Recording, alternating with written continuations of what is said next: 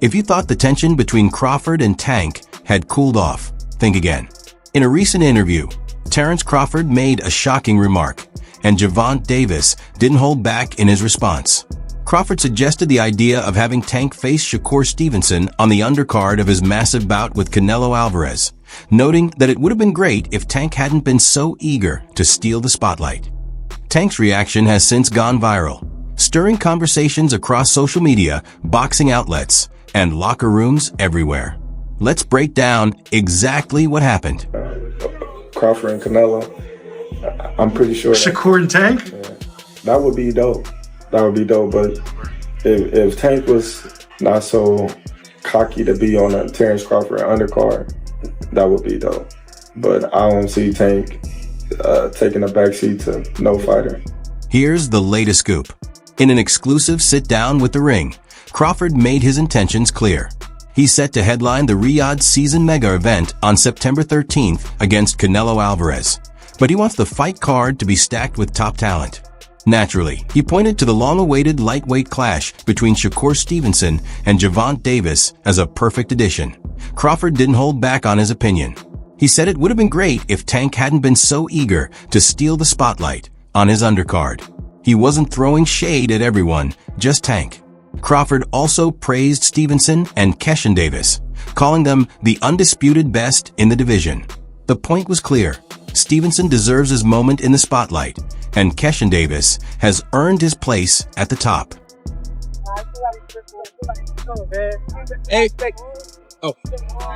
Hey, buddy Shakur, just one question. How did Keyshawn look, man?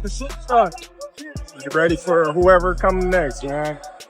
That boy ready. He been ready, actually. You know what I mean? It's just given the opportunity, that's all it is.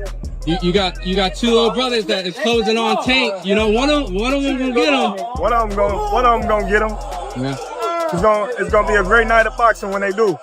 Awesome, appreciate it. However, suggesting Tank should appear on someone else's undercard struck a nerve.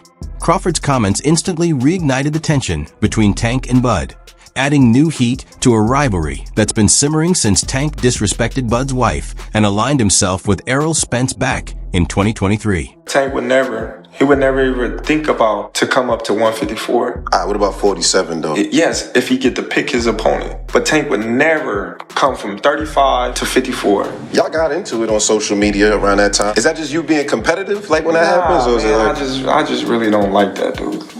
Why though? Cause I just don't like him. Like, I really don't like him. That's like, just not your cup of tea. That's just not your... I don't like nothing about him. I just feel like, he just one of these little arrogant little dudes that's using what he got to shield him. He got a lot of security guards around him, and he's in the limelight and stuff like that. But in certain situations, he wouldn't be acting like that. Do you like him as a fighter though? Yeah, he's a damn good fighter. Yeah, but like his core personality and his ways, nah. Terrence's message came through loud and clear. I respect the sport enough to let Shakur have his spotlight. Tank, on the other hand, wants all the attention for himself. Naturally, this sparked reactions everywhere. Boxing channels, social media influencers, and fans alike were all wondering how Tank would respond. Next, I told y'all who I want to fight. I can't keep saying the same thing. I already told y'all who I want to fight. The best versus the best. That should be my next fight. I told y'all I'm a dog. I'm top level, elite level fighter. So let's make boxing great again. Let's put the best fighters in the ring with each other, and let's see who come out victorious. And Tank didn't waste any time responding. He jumped on social media and shot back immediately. His reply was direct, intense, and full of his signature confidence. He made statements along the lines of, "I answer to no one." He challenged Crawford's authority and questioned who gave him the right to dictate the fight card. Tank made it clear, he never plays second fiddle, even on a major Canelo card. In no uncertain terms, he reminded everyone that Tank himself is the main attraction. So, when people, what I got from that is he's a hater. If you don't know me as a person, let's say you don't like me, you don't know me, you feel me? And I don't give a fuck. If everybody including win, win. Fuck. Champ, question for you. You're a proud father.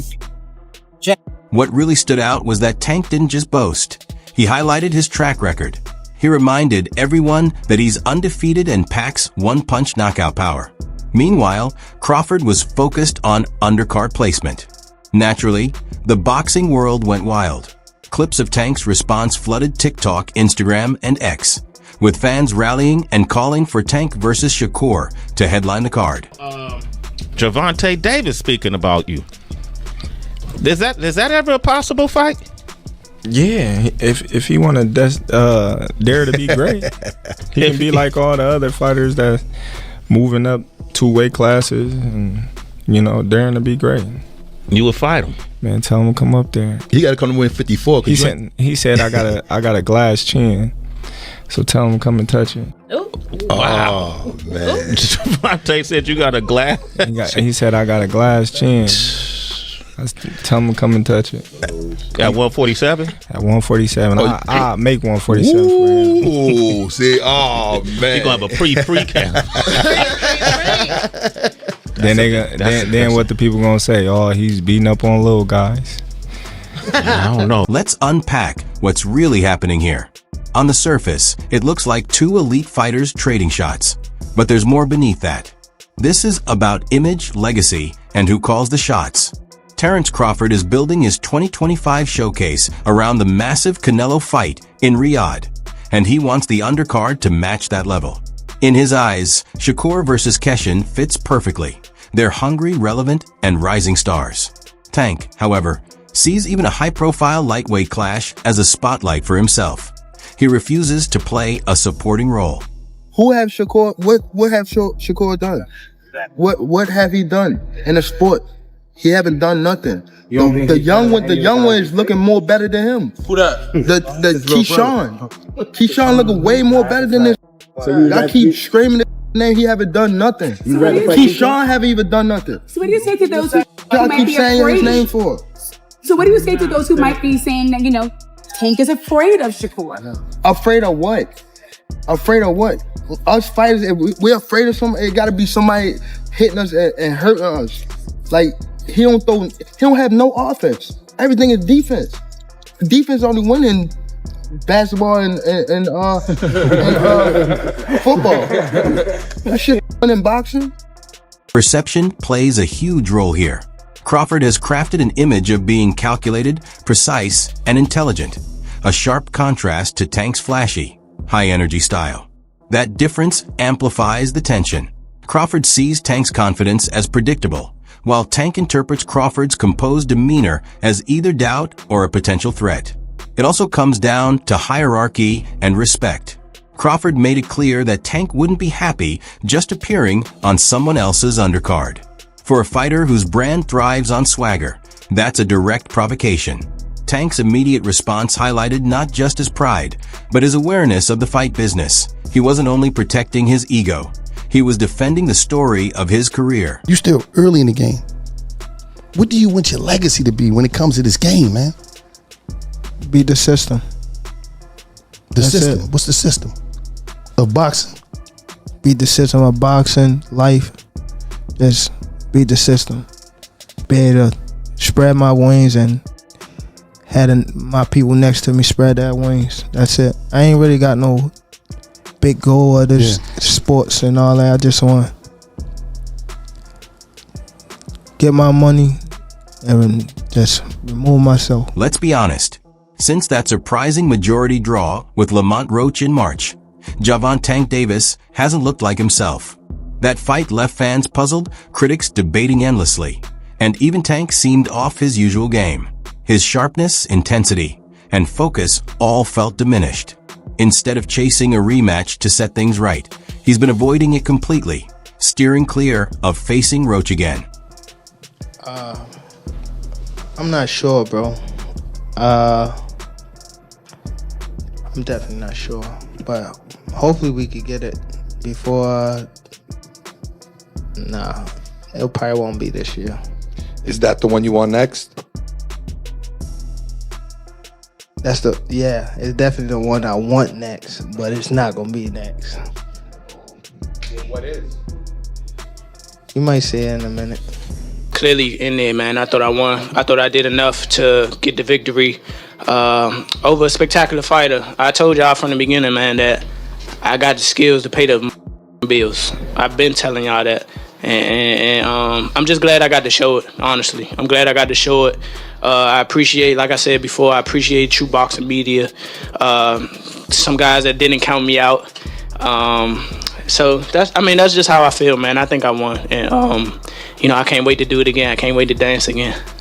Meanwhile, Tank has shifted his attention to Jake Paul. Yes, you heard that correctly, Jake Paul. This isn't traditional boxing. It's more like a social media spectacle with gloves.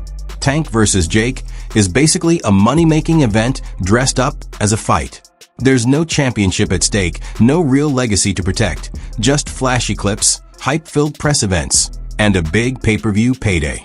And the kicker? Both fighters are fully on board with it. Gervonta Davis just posted that he would beat the brakes off of you if you guys fight. I mean, I'll be down. Let's run it. I'll be super, super down. Gervonta needs Jake Paul. Let's be clear, right? Is there a height limit in boxing? They're not pursuing greatness. They're chasing money and attention. Jake Paul has always played the showman, but watching someone like Tank, once hailed as the next big boxing star, follow that same path is tough to watch. It's disappointment unfolding live. On top of that, Davis has been hinting at retirement for months, repeatedly saying in interviews that his passion for the sport isn't what it used to be. 25 is at the next year, I'm out of it. After our second fight. You're out of it? Yeah. Care to elaborate on that? Out of the sport. After our second fight. Nah, no, I'm gonna win, bro. Nah, I could tell you my fights. He's worn out and running on empty. Several analysts and retired fighters have noticed it as well. The way he carries himself, his energy, the sense of disconnect. Some observers suggest he seems low or unmotivated, while others think he's mentally checked out. Either way, it's clear. Tank isn't fully locked into the sport right now. It's done. Tank is hung him up. Shoes off, get the bag, put a plaque up, he done. Tank is done. When you Period. say done, you mean like not fighting anymore? Tank is checked out mentally. Tank is gone mentally.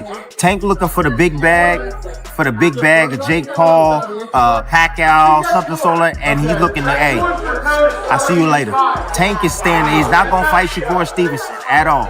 At all. I don't care how much money Turkey offered, give him 4 Lamborghinis, whatever. Tank ain't taking that fight. And look, if he wants to step away from boxing, that's his choice. Every athlete has their moment to move on. But if he's sticking around just to chase big checks against YouTube personalities while avoiding legitimate competition, that's not the Tank Davis we expected. The sport deserves more. The fans deserve more. And honestly, so does he. Stepping back, this isn't just personal drama. It highlights a bigger picture. Modern boxing is increasingly driven by personalities. Fighters are brands, and fight cards are carefully crafted stories. Promoters aim to create matchups that are competitive, marketable, technical, and thrilling. Putting the right names together draws attention, sells tickets, and keeps fans engaged. But it's like people selling that self. Like, you know, even the picture where everybody was in the room, that shit look like some devil shit. Facts though, some code, right? Yeah, shit like some devil shit. Like they sold that soul. Yeah, you go with that. That was crazy. And you seen how the guy was? He looked at the scorecard. Yeah, he looked at it. 2 points. You losing 2 points. 2 points. Come on, fam. You want to get Tank over here and fight? Man, I already know what y'all gonna do. Yeah. But every time I say something, it's like I'm here. A card led by Crawford, featuring a potential Stevenson versus Tank bout, would make sense from a storyline perspective. 2 dynamic lightweights going at it. But Tank's image and brand are built around being the main attraction. If he isn't the top draw on the card, what's the point of stepping in at all? This situation highlights something boxing fans already know. The flashiest promotions and the biggest names often dictate the fights, rather than the most competitive matchups or the best opportunities for the sport itself.